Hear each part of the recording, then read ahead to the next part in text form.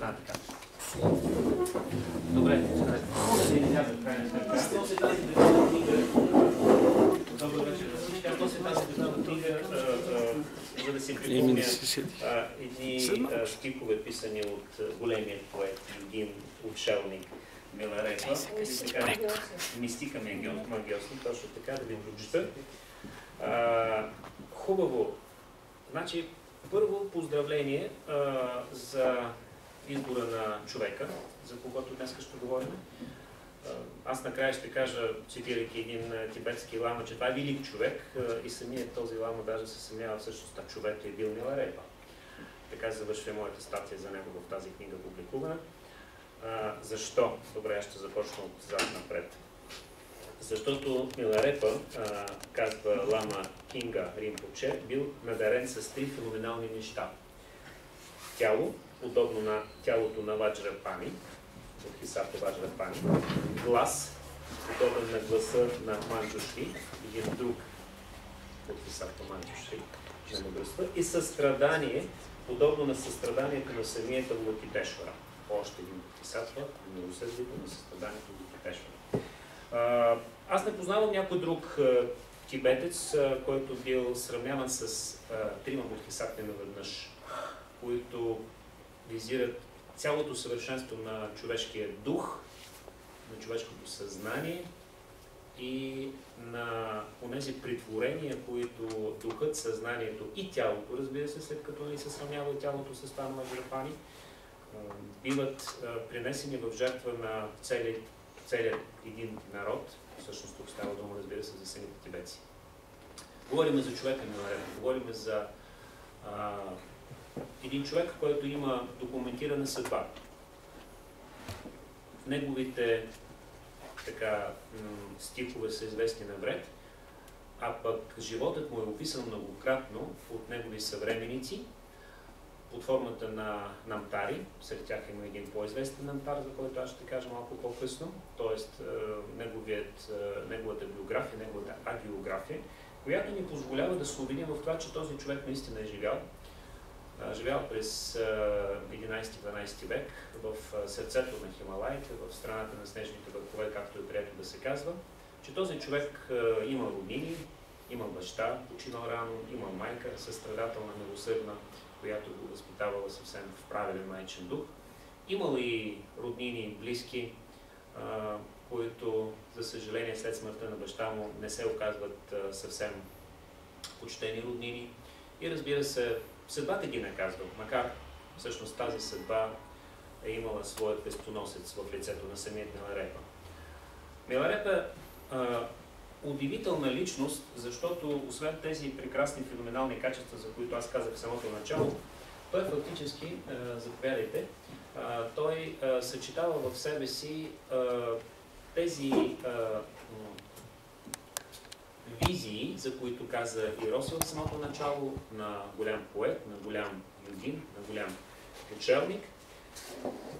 А също така тези заповядайте, навсякъде има места, ето там, спокойно видете и седнете, може и до Мишо, зоно да седнете, няма никакъв. Тези визии са много важни за Тибет в началото на второто хилядолетие, защото по това време Тибет, типична буддийска държава, разбира се, където духовното начало е доминиращо до степен, която ние днес трудно можем да си го представим. В съвременният глобализиращ се свят, вероятно, ние трябва да поставяме кавички многократно, когато говорим за духовното развитие, докато животът в самия Тибет по това време е квинтесенцията точно на високия дух, на развитието на онези качества, които правят от хората вълшебници, които превръщат хората в магиосници. И затова реалният човек Миларепа всъщност при живе бил наричан магиосник, вълшебник, поради тези прекрасни духовни качества.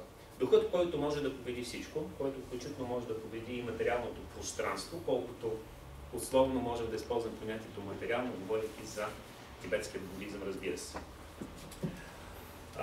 Миларепа, както е прието да се казва, е емблематична личност. Днес, ако попитате все едно кой, роден в Тибет, или родом тибетец, роден в Индия, в Непал, или някъде в Канада, или в Америка, дали той или тя са чували за Миларепа, отговорът винаги ще бъде утвърдителен. Твърда, че няма нито един тибетец, който да не знае кой е бил Миларепа.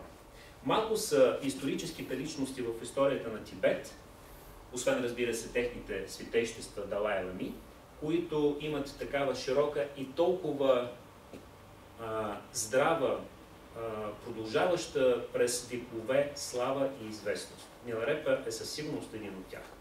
Разбира се, вие много добре знаете, понеже тук има много студенти и хора, които са приобщени към изтока и Тибет, Индия в това число, че в Тибет процъфтяват, успешно се развиват едновременно няколко буддийски школи. Миларепа всъщност продължава традициите на школата Кагюпа, една от най-интересните, която традиционно се нарича тантрийска школа, поради особеният езотеризъм, който всъщност някакси много преляга на последователите на тази школа. Самият Миларепа с живота си, което много добре е описано в първата част от неговият намтар, поделен на две части, нали, черният и белият път, условно казано, търси себе си и това търсене е много интересно, даже на места се чете като забавно, защото това търсене е свързано с намиране и отсъствие, с находки и загуби от страна на Миларепа. В случая, по-интересното за мен е това, че това търсене не спира. Той никога не спира да търси. Преди всичко, разбира се, той търси себе си. Той търси онова, което може да му отговори на най-важният, най-измъчващия го въпрос, що е истина. И в резултат на това търсене, на объркване, на загуби и отсъствие, както казах, той всъщност успява да стъпи на правилният път, на светлият път, на пътя на истината.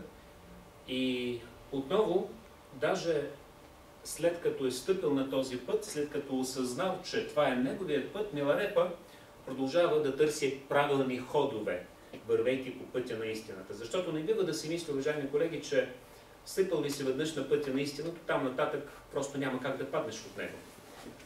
Не е така. Примерно пътят край Кайлаш е един от пътищата, които могат да те изведат до истината. Но ти трябва да бъдеш много стриктен, нали така, Марио, обикаляйки Кайлаш, за да не стъпиш в неправилна посока, да не направиш онова, което се нарича крачка в страни.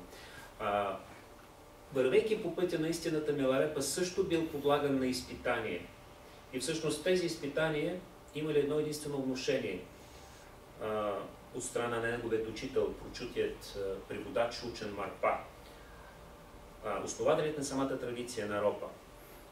Миларепа трябвало да докаже, че той е правилният избор на Марпа, правилният избор на неговият учител.